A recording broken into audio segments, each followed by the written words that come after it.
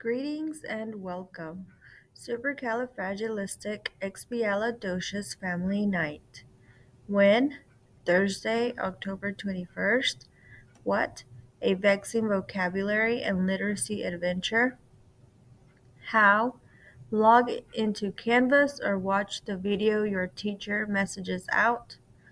Afterwards, fill out the survey at the end to be entered into a drawing for prizes.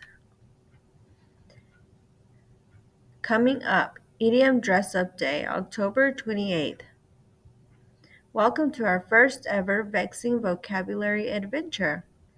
Adventures for tonight. Discover the goodies that were sent home for this virtual parent night. Read a vexing vocabulary adventure with a teacher. Learn and play a fun activity with family members. K3 students will learn about our Read to Achieve guidelines. All families will view our school's annual public meeting and discover what it means to be a Title I school. Take a survey for a chance to win a drawing raffle.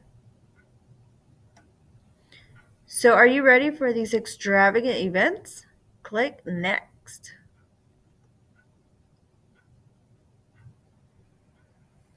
Vocabulary escapades, digging into a book. Vocabulary escapades with a book. Did you know the word escapades just means adventures? In your family night take-home bag, you will find materials for tonight. You will need the game materials after we read this book, and your child picked out a book that you can read on a different night. We are going to read a book focused on words with the same meaning. The title is Stegosaurus. Watch while I read, discuss, and help you think about some of the words in this book.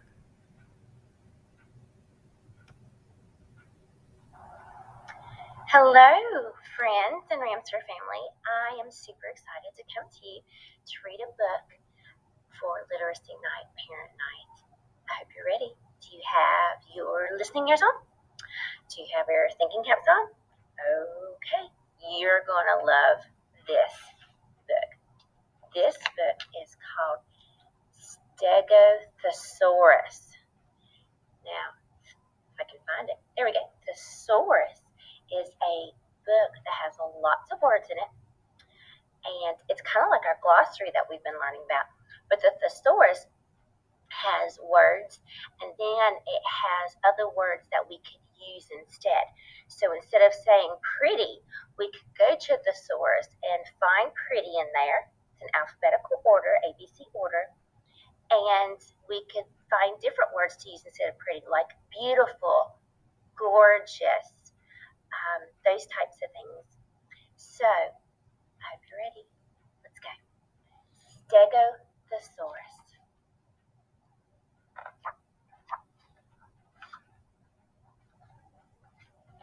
We'll get on this side. There we go. Okay, you ready? Once upon a time, there were 3 dinosaurs. A stegosaurus. Hi. Another stegosaurus. Hi. And a stegosaurus. Hello. Greetings. Salutations. He was a little different from his brothers. Now, if you look here, he said hello, then he said greetings, then he said salutations. All of those things mean the same thing. They are another way to say hi, hello. Stegosaurus knew lots of words and used them to describe everything he saw, like the clouds, for example. Fluffy, fleecy, feathery. All those things are soft things, fuzzy things, feathery things.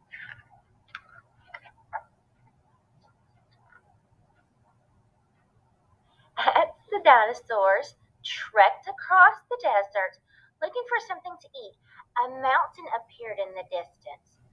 Where it says trekked across, that means they were just walking across. They were going from one place to another.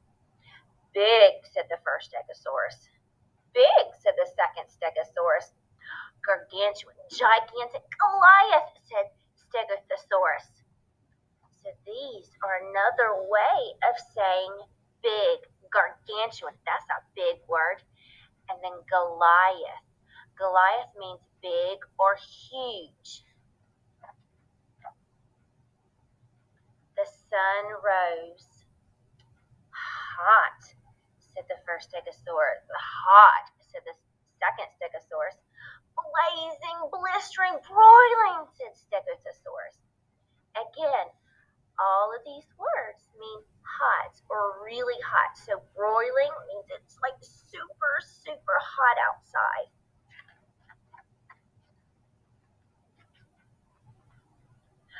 At long last, the brothers found some shrubs to eat. Yummy, said the first Stegosaurus. Yummy, said the second Stegosaurus. Savory, succulent, scrumptious, said Stegosaurus. Scrumptious is another way of saying yummy, delicious, good. Yummy in my tummy. Satisfied and sleepy, the three dinosaurs decided to take a rest. Little did they know, an Allosaurus was lurking nearby. Lurking nearby, was hiding, watching, carefully waiting to see what happens. Suddenly it bounded out from the grove trees. Bounded out means to jump out. It was there all of a sudden. Scary, said the first Stegosaurus. Scary, said the second Stegosaurus. And both ran away. But Stegosaurus was too busy thinking of all the words that described the Allosaurus. Frightening, formidable, fearsome. Fearsome and frightening and formidable. All words that scary. They're scared. The Allosaurus opened its mouth, baring its teeth, which Stegosaurus couldn't help but notice were pointy, piercing, peaked, piercing, like super sharp, piercing through. But rather than chomping down on Stegosaurus, the Allosaurus lurked at him and said, hulking, hefty, humongous. Humongous, hefty. He thought he was big. As it turned out, she wasn't an Allosaurus after all. She was an Allosaurus.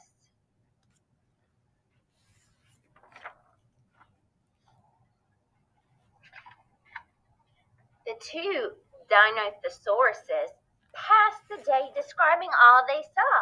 Flit, flutter, fly, flit, so go from one place to another super fast. Dip, dart, dive. Slink, slither, slide. They were describing the snake. After a day of adventure, it was dinner time. As Stegosaurus nibbled on shrubs, he asked, how did you learn so many words? Well, Allosaurus answered, one day I ate a Stegosaurus. At the moment, only one word popped into Stegosaurus's head. Not trot, not traipse or travel, not skitter, scramble, or scoot, but run!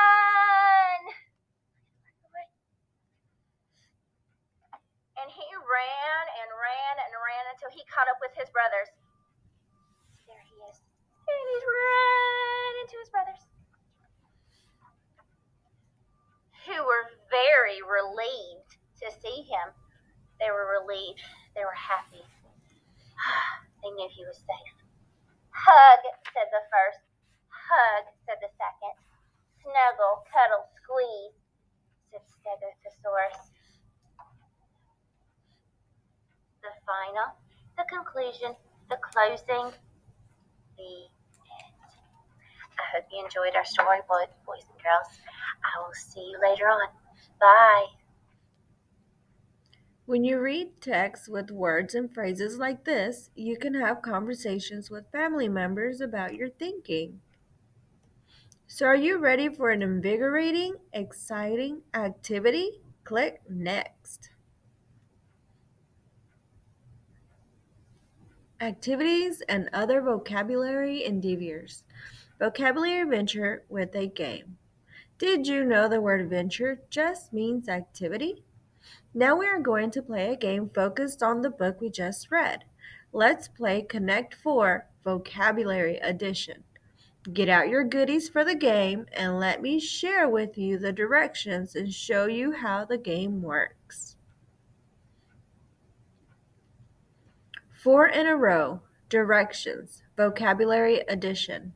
Families get a game board and leaf chips in 2 different colors. Cut the leaves out into little square pieces. 2 players play the game. The spaces on the board are filled with words and phrases from the book that was just read.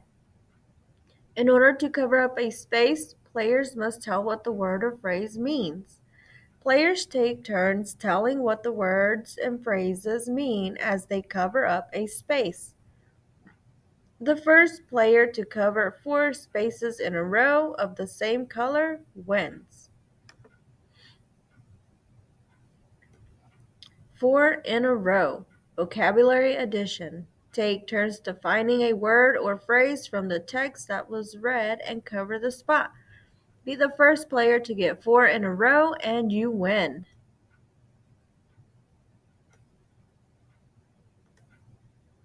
All right. Hey, everybody.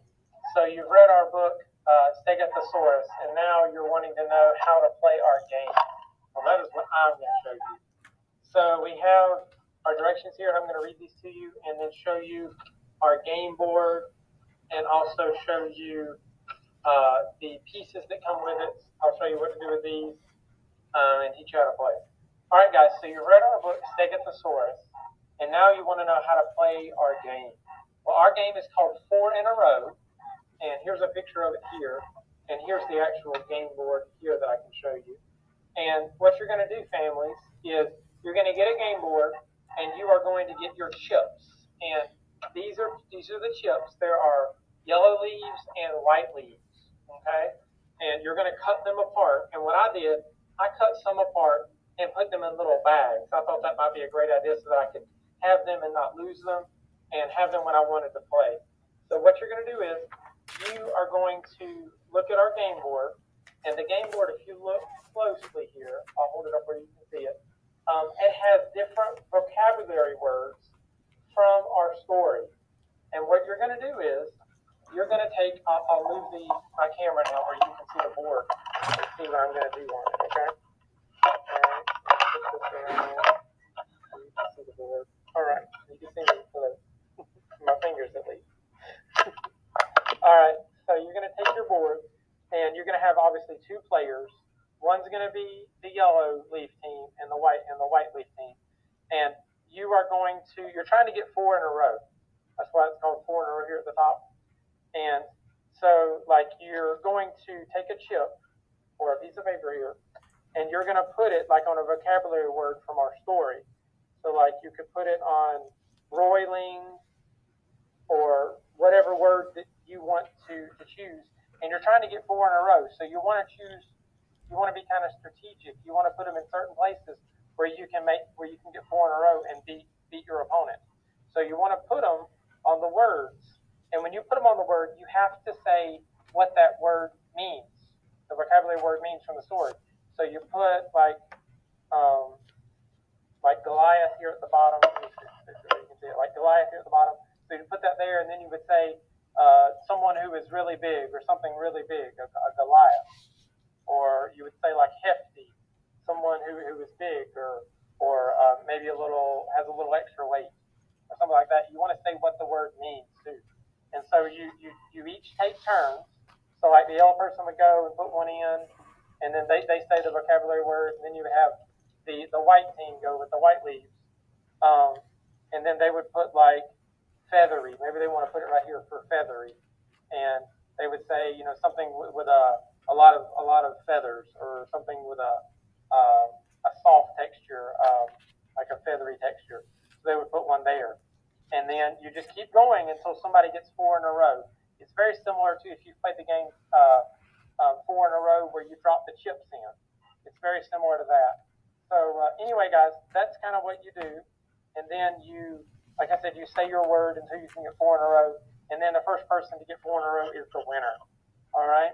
So I'm going to go ahead and put my chips away, and that is pretty much how you play. Let me see if there's anything. Yeah, you cover up the spaces, you get it. I don't think I missed anything. So yeah, guys, that's pretty much it. Our vocabulary game that goes with our Stegosaurus book. So anyway, guys, I hope you have a great time playing, and I hope you have a great time hearing our book and having a great time with our literacy night. So thank you so much. I'll talk to you later. Bye.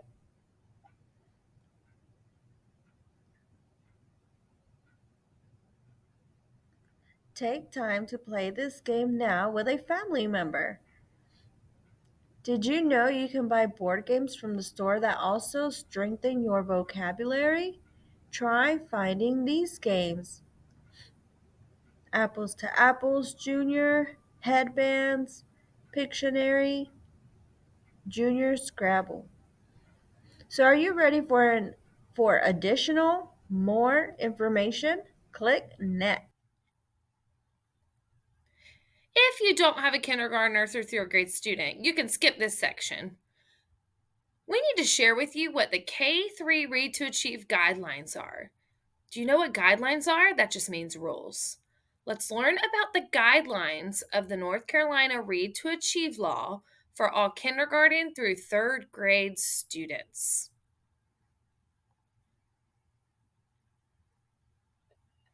This recording is designed to help all parents and guardians of North Carolina public school students in kindergarten through third grade understand the North Carolina Read to Achieve law. Throughout the presentation, you will see the translation of Spanish at the bottom of the screen. The goal of this legislation is for all students to become proficient readers by the end of third grade.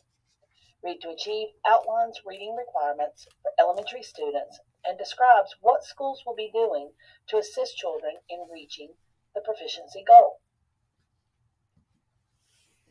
In every North Carolina kindergarten through third grade class, a student's literacy development is measured regularly using M-Class Dibbles 8th edition. Dibbles 8th edition is an assessment tool for all K-3 students, and it enables teachers to automate scoring and receive instant targeted instructional recommendations. This assessment helps teachers understand what instruction your child needs.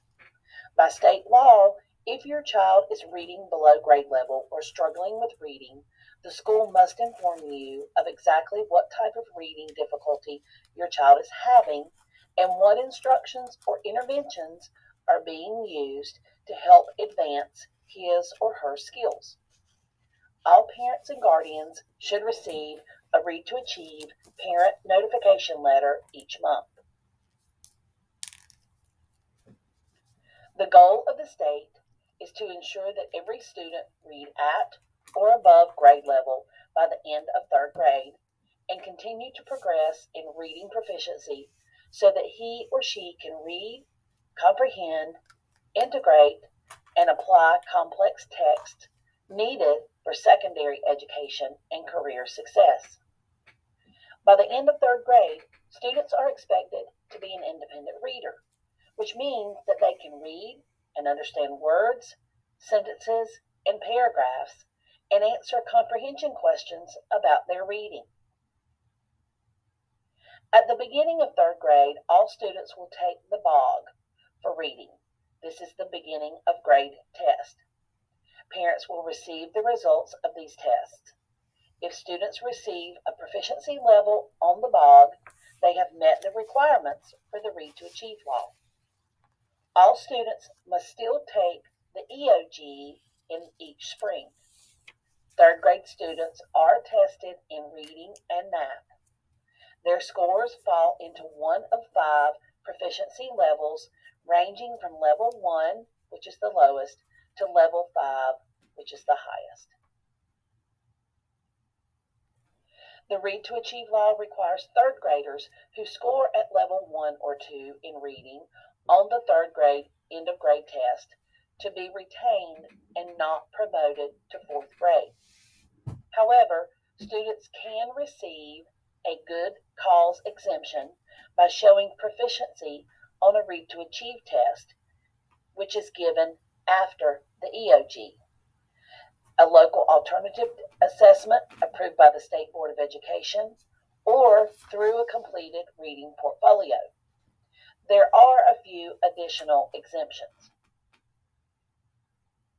Students who do not show proficiency after third grade or who do not qualify for a good cause exemption are encouraged to attend reading camp. This camp will be provided by the local school district and will be of no cost to you. The reading camps will offer at least 72 hours of instruction. Students are encouraged to attend reading camps for extra support toward reading proficiency. More information about reading camp will be shared later in the year.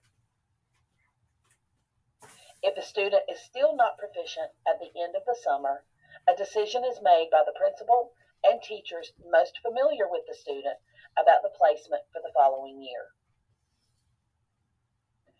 Why is the law being implemented? This law focuses on early identification and early intervention for students who are struggling with reading skill development and comprehension.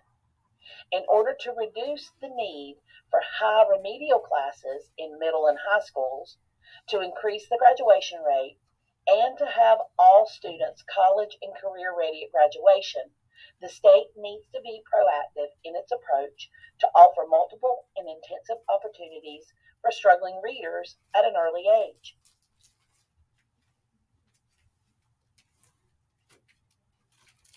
For more information, you may contact your child's school or visit the website below, https://ncdpi.instructure.com/courses/1524.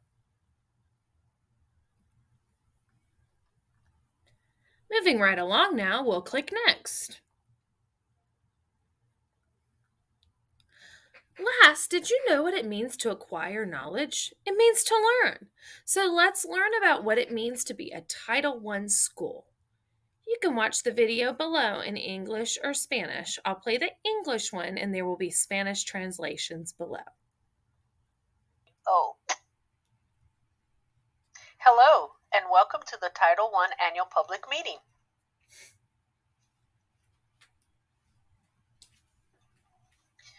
What is Title I? Title I is the largest single federal funding source for education. It is intended to help ensure that all children have the opportunity to obtain a high-quality education and reach proficiency on challenging state academic content and performance standards.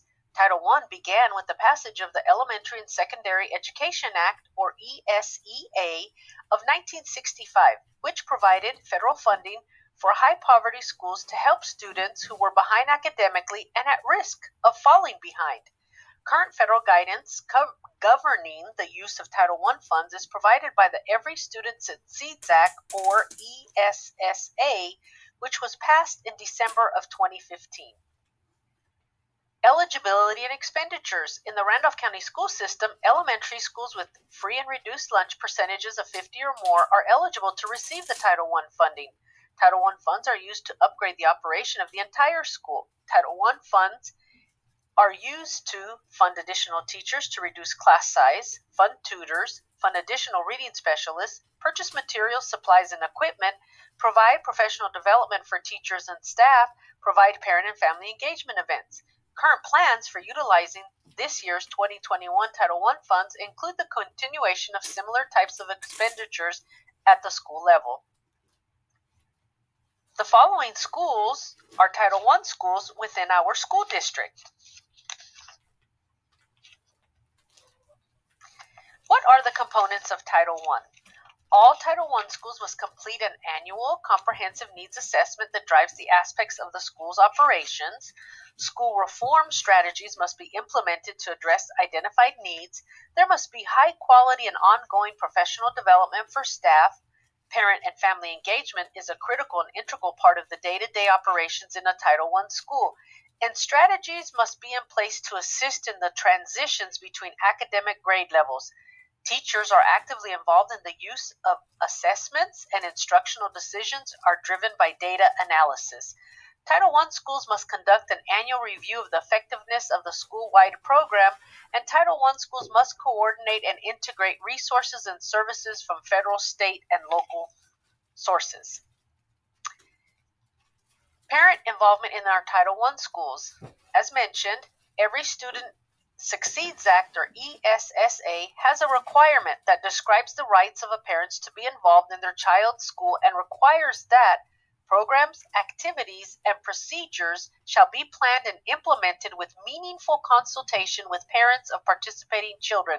Federal law mandates that Title I schools include parents in the school improvement process and on the school improvement team. Our district, the Randolph County School System, has parent involvement policies, which have been adopted. The Title I Parent and Family Engagement Policy, or Policy Code 1320-3560, drives the engagement that we have in a Title I school. In addition, our school district has the Parent Involvement Policy Code 1310-4002. Both can be accessed on the district website by clicking on the Board of Education link and conducting a search with these policy number codes. Parent and family engagement in the Title I schools provides multiple informational parent and family engagement events, including an annual public meeting, which is this presentation here, that are designed to assist in creating and fostering relationships between the home and the school in order to best meet the needs of every child. Each spring, Title I school surveys parents to determine how to continue to meet the needs of the students and families in the communities they serve. And information from the survey is examined and discussed by the school improvement team at each school. We also have a student school parent compact. ESSA affirms that student academic achievement is a shared responsibility between the school and home. The compact outlines how parents, school staff, and students will share the responsibility for improved student academic achievement throughout the school year. We ask that you sign and return this compact if you have not done so. We ask that you share updated information if your phone number or email changes. We appreciate your time this evening. If you have questions or comments, please ask your school administrator. Thank you for your continued support of the Randolph County School System. So are you ready to proceed? That means keep going. Click next. Farewell for now. Did you know that's a synonym for goodbye? In conclusion, on Thursday, October 28th, in 1 week, please join us for Idiom Dress-Up Day. Idioms are sayings like under the weather, pulling someone's leg, eyes in the back of your head, and you learned about lots of others today. We hope you enjoy our vexing vocabulary adventure. Please take a moment to fill out the survey. Anyone who watched this recording, please make sure all names are on the survey so we can count your attendance, and you'll all be entered to win a prize. Fill out this survey now and submit it. Thanks for watching. We hope you attend next parent night. It'll be math night in December.